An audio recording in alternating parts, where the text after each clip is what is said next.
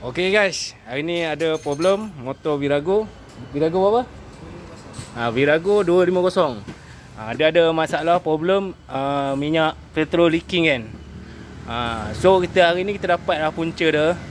So hari ni share dengan korang. Korang pun ada problem macam ni tak? Kita tengok. Mula tadi owner datang, dia nak servis carburetor sebab minyak ada problem. Minyak ada leaking lah, Buffalo. So check. Rupanya dia ada satu kan. Dia ada satu masalah. Masalah dia nampak simple, tapi sebenarnya dia berguna kan. Dia ada kat sini satu hos minyak kat sini. Ni kalau korang nampak ada sini lah. Ni dia ada satu lubang ni hos minyak. Dia untuk free nya kan. Untuk free dia, laluan dia pergi ke atas dan dia U-turn balik.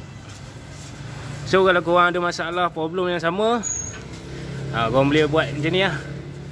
Dia satu ada lubang minyak dekat dia punya chop dia. Ada laluan dia U-turn kan. So kena letak hose lah. Kalau tak ada hose ni memang bocor kan. Minyak laju je keluar. Ok guys, moga bermanfaat, dapat satu ilmu. Dulu je ada masalah problem, nanti insyaAllah kita share lain video. Ok kan, korang tengok kesan-kesan dia. Dia punya minyak dia, minyak melilih tanpa banyak. Nampak. Sekarang ni settle. Satu minyak leaking pun tak ada kan. Bersih. Ok kan, kita jumpa next video insyaAllah.